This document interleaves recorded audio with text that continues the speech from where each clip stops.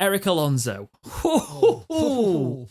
The drama and the tea we get to spill today. So, we're going to start with basically telling you what happened. So, CHANSIRI hired a new advisor recently called Eric Alonso. Big history of sort of like a good reputation in the game, seemingly, when he came in. People seemingly. seemed to knew what he was doing, and he seems like it. When we all saw it, and we saw a bit of his history, it's like, oh, we might see something happen a bit different now. It might change things up a bit. And yeah, let's get into it. Yeah, so we were saying, it might be a nice balance for him to have somebody other than Paxio, who the fans seem to hate in general. Which I understand. Obviously, if we always talk about the advising team being not great for CHANSIRI, No. but the fact that a new advisor comes in and immediately, this is the story, he's been sacked, or he's left.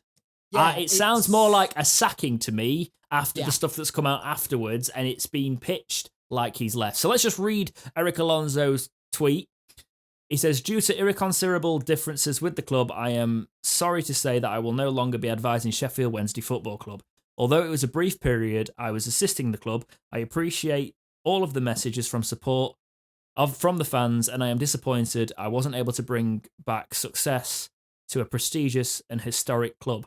Unfortunately, due to forces around the club, it became untenable to continue, especially as chances of my reputation being affected became apparent. It was always my intention to assist the club and an owner to bring in positive results on and off the pitch back to the club. Should things change at the club? What could that be, I wonder?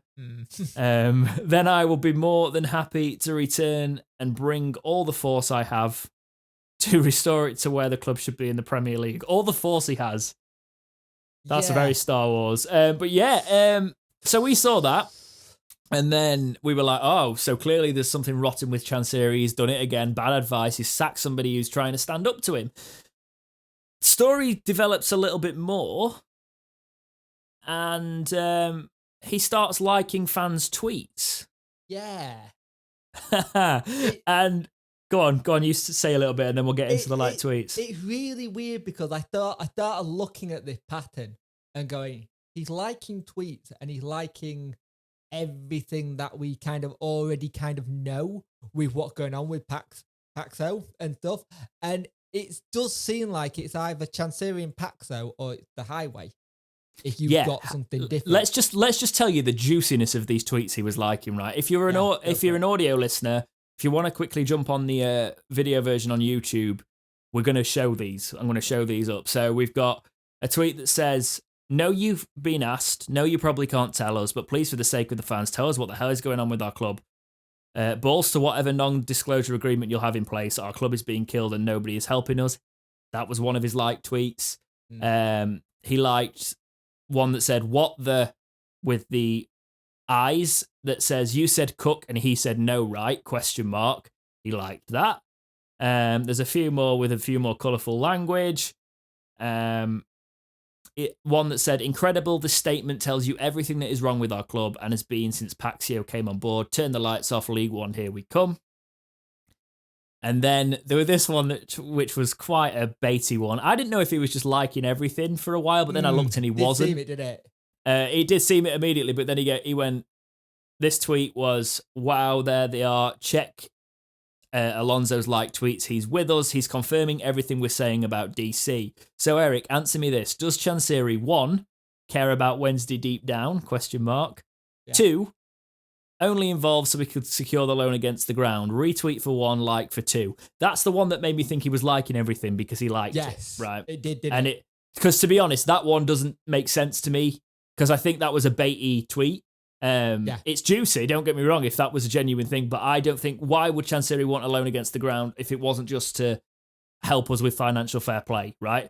And don't get me wrong, I started questioning CHANSIRI because I would like him to be a bit more transparent with, because we get a lot of voices coming through the trusts and things like that, but we've not heard anything transparent, so to speak, with anything on the ground. Like, we'll be as objective with you as possible, but I'm still skeptical of what's going on with the club. But that one for me was a little bit much. I don't really buy that one.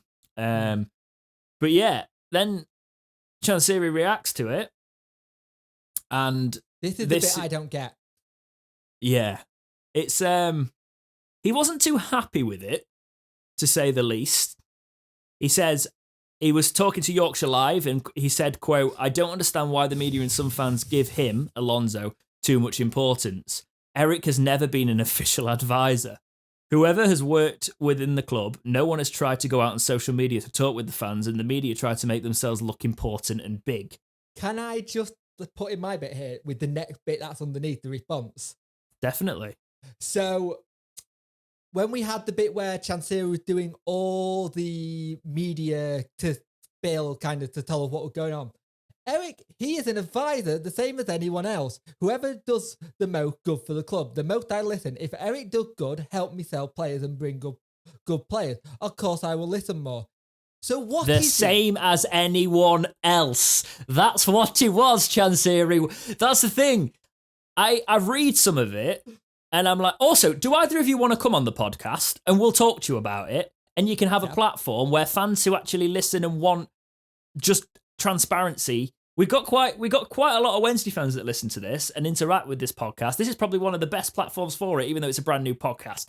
Just saying. But like, I think it's a, you know, when the 6 of one and half a dozen of the other thing, the saying comes in. That's what this feels like. But I read it all, and we were just sat with me and Punt were messaging each other like, what? This is mental. The fact that Chansiri's firing advisors, there was the stories of Pulis might disagree with him, and then obviously we heard that actually it might be a case of Chansiri was defending the players because Pulis kicked off at Brown. We talked about that. But this is another sort of side of just Chansiri just sack anybody that doesn't agree with him. But then he comes across, and the way he speaks to people, I understand he might be stubborn. I really want to be a fly on the wall in that room because he seems like a reasonable man when he is in his press conferences, right? And I know you can pull the wool over people's eyes, and I know how easy it is to do that. But surely you listen to people that have been in the game rather than one man who, I don't know, I don't get it. If you look at his past record, there have been that kind of, if you don't agree with him or something, you go kind of thing. And it's not like this is the first advisor we've seen leave all of a sudden. But this is the first advisor that come out and said stuff. And the bit that got me in that statement was his reputation. Oh my God, what is going on that someone doesn't want to work with the club because it damaged their reputation? Well, that's where the club's at the minute. But with the whole drama was because everybody sort of related it to Paul Cook, and everybody was sort of holding Alonso up as this hero of the fans because the fans' main choice seemed to be Paul Cook at the minute. And the rumour... I don't know if you've seen the tweet from Alan Biggs. No, I'm just about to talk about that, yeah. So the rumour is, it wasn't actually Alan Biggs that I found it from, but I did see him clarifying it all, which was decent. He says, what was said was that Cook wanted to go for Paul Cook, so he started having talks with him. But DC's come back and said that he never interviewed Paul Cook. It was unprofessional, and Alonso's gone and spoken to Paul Cook if anything's been done, and it's sort of gone a bit shady there. So why would you... Surely an advisor of the club wouldn't go and speak to Paul Cook without something from Chansiri, unless Chansiri's gone, just go and talk to him and see what he wants to come and do it. Because there was a talk about a short-term deal on the table and Paul Cook turned it down.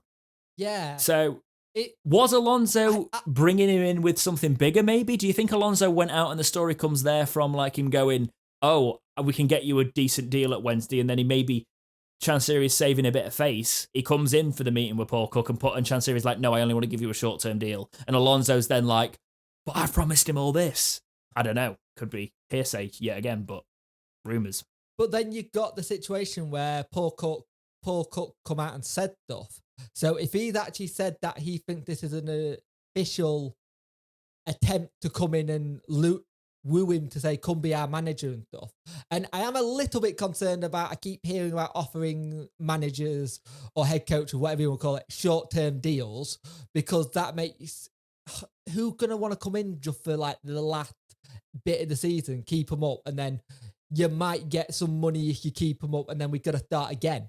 The only type of managers you bring in there are the ones that know they can prove themselves in 6 months. But so many managers in our position don't back themselves to be able to keep us up, and that's the main crux of it, right? Because there's no incentive there for them. There's a bit of a payday, and if you go down, then you go down. But a manager, especially if the manager wants to sort of like build their career a little bit, they're not going to come in and get a relegation on their CV if they don't have to.